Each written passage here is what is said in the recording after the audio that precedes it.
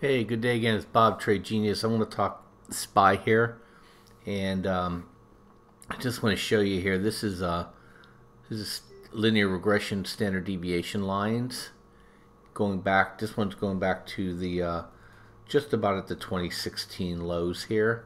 This is looking back 700 days, so it's a pretty good reflection of the angle of attack. And this is why I've always called this a fake move, because a 0.95 slope is to me a bubble and unnatural. And you can put this at the feet of the Fed and Feds worldwide. And so this is breaking down. This would happen regardless of Powell. I think he's accelerating it though.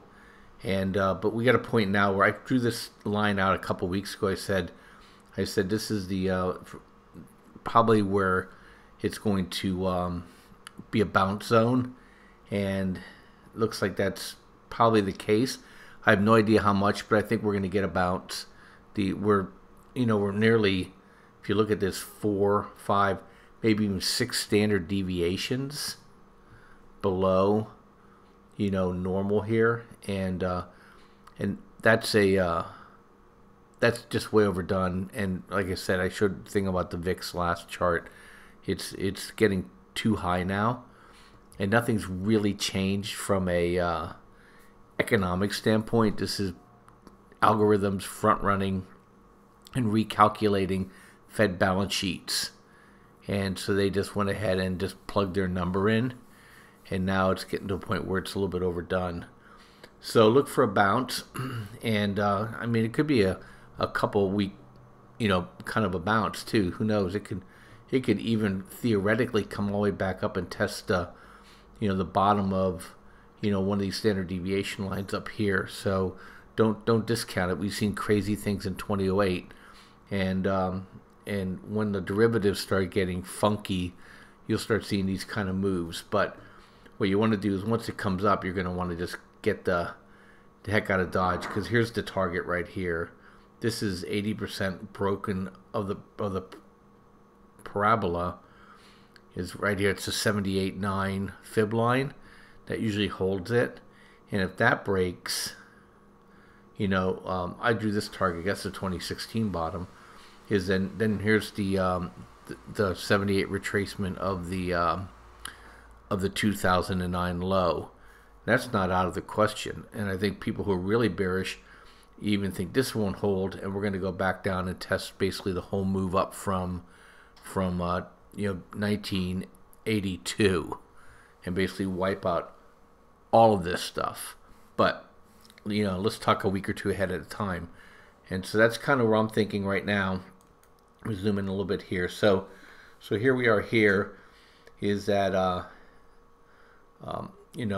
probably could just do some fibs on this stuff here too. But I'm just happy if we get to 245 or 250 area and get the VIX back down to 20 area, and then I would start looking for it to start bubbling again going into next year, because I think people who've been waiting to sell because the taxation will probably sell again in January, and then I think that's when we're going to get our next flush down, probably into April. So it's short-lived, maybe a couple weeks, and then we're back at it again. And I think you should be looking at maybe SH if you're conservative, SDS if you're a little bit more aggressive, and obviously you can go to SQQQ if you want to go after the techs. I think they're the ones going to be in the most trouble. Places to hide are going to be gold, silver, and the cryptos. They're showing themselves now to be worthy. And then here's the weekly. It takes us back even further in time. And look in here, and look at it's an 85 arc. A stair step on the slope here. It's just craziness. And this goes back even below, before it goes back all the way to 2005. So it's even steeper if you started it right here, and your look back period started here. So these moves are just were just, they were engineered. These weren't organic by any stretch of the imagination. And this is why the Fed is so dangerous to our society, because they allowed people to basically go to the casino with unlimited chips. Heads they win, tails you paid. And so now we're unwinding this whole thing, and this is where it comes back down. So, and like I said, that's why I look at this 181 area. We start getting into 2020 right here. I think this is where my personal view, I think this is where it stops at 180. So we'll see if I'm proven correct, but I'm not touching my anything long term until we get settled down in this area here and we get a flatter slope. You're just throwing good money after bad. You might as well just be in a trade mode right now. And so anyway, I just thought I'd share that with you. And I was looking for some puts and calls, but with if it comes up, the vol crush will be too much. So maybe you can buy some. Let's see if I still have it up here.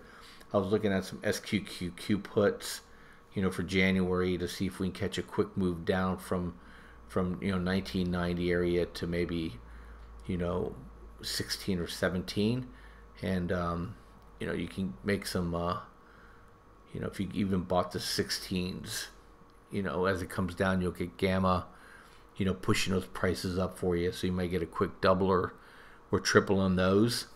And so what we wanted to do though first is have it break I'll show you here. That's what ultra ETFs do for you. That's why I never go long them. Okay, that's why you always want to short them or buy puts on them. So yeah, let's go to the 4 hour here. And so, if you want to look right here, you can let it come back into the channel here before you get it. But I think you'll make more money if you're a little bit more aggressive. And looking at this on the daily,